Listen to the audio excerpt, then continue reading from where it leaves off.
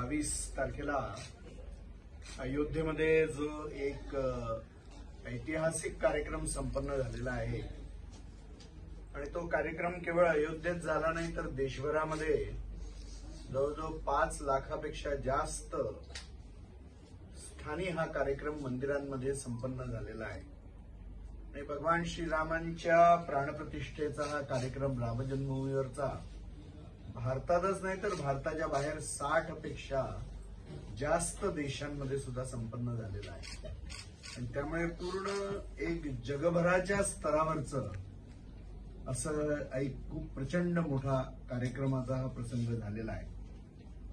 एक हिंदू अस्मिता, हिंदू स्वाभिमान या दृष्टीने एक खूप महत्वाची अशी ही घटना झालेली आहे।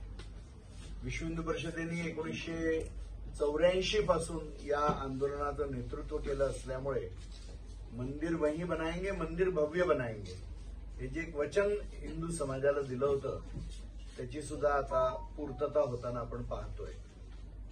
यासोबतच जे काशी विश्वनाथाच्या दृष्टीने कोर्टामध्ये सुद्धा जे पूजेच्या अधिकाराचा निर्णय आलेला आहे त्याचं सुद्धा विश्व हिंदू परिषद स्वागत करते, कारण जवळजवळ 30-31 वर्षाच्या आधीपासून तिथे पूजा बंद करण्यात आली होती मुलायम सिंग जेव्हा मुख्यमंत्री होते त्यावेळेस, आणि म्हणून त्या पूजेचा अधिकार कोर्टाने पुन्हा हिंदू समाजाला दिलेला आहे त्याचं विश्व हिंदू परिषद स्वागत करते।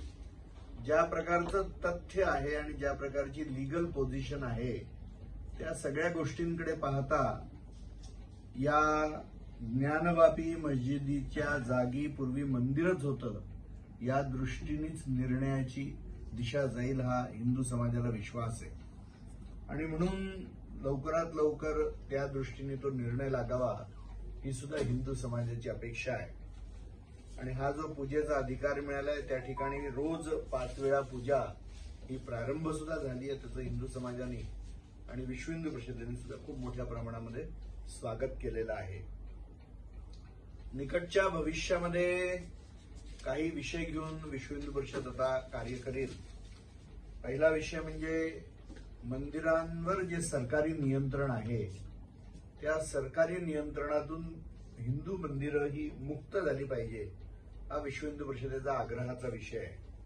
म्हणून भारताच्या दक्षिण भागामध्ये जे सगळे राज्य आहेत 5 राज्य त्या ठिकाणी अधिकाधिक मंदिरं ही सरकारी नियंत्रणाखाली आहेत आणि देशभरात सुद्धा अनेक राज्यांमध्ये ही स्थिती आहे आणि म्हणून या दृष्टीने एक जागरण, या दृष्टीने एक मॉडेल, या दृष्टीने कोणता कायदा यावा यासाठी सर्व प्रकारचे प्रयत्न विश्व हिंदू परिषदेने प्रारंभ केलेले आहेत। हा आमच्या दृष्टीने भविष्यातला एक खूप महत्वाचा एक विषय राहणार आहे। सुप्रीम कोर्टाने असा विषय मांडलेला आहे की पूजा हा फक्त एक धार्मिक भाग आहे आणि बाकी सगळा मंदिराच्या व्यवस्थेतला भाग हा सेक्युलर आहे, तर याच्याबद्दलच आमची सहमती नाही आहे। संपूर्ण मंदिराचा विषय हा धार्मिक आहे, त्याच्यामध्ये सेक्युलर काहीच नाही। सेक्युलर असं म्हटल्याबरोबर केंद्र सरकाराचा त्याच्यामध्ये एक सहभागिता येऊन जाते इंटरफेरन्स करण्याकरता।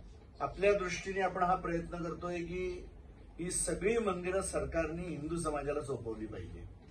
मग ते हिंदू समाज कशा अर्थाने स्वीकारेल, तर मग ट्रस्टी नियुक्त करण्याची एक व्यवस्था, त्याची आपण एक मॉडेल तयार करतोय की संपूर्ण समाजाच्या सहभागितेने मंदिरांचं संचालन झालं पाहिजे, हा एक पक्ष। दुसरा पक्ष म्हणजे हिंदू मनी फॉर हिंदू कॉज, त्यामुळे जे दानामध्ये धन आलेलं आहे देवतेच्या करता तर त्या हिंदू कामाकरताच त्या धनाचा उपयोग झाला पाहिजे, धर्माच्या प्रचाराकरता, मंदिराच्या सेवेकरता, समाजाच्या सेवेकरता, हा दुसरा पक्ष आहे।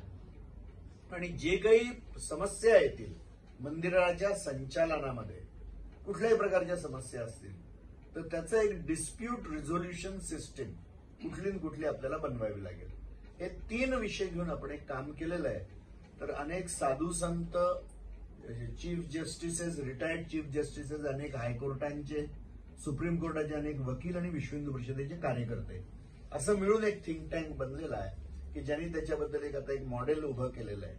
तर कुठल्या राज्यामध्ये एक त्याचा प्रयोग झाल्यावर मग दर राज्याप्रमाणे मग त्याचा अडॅप्टेबिलिटी राहील।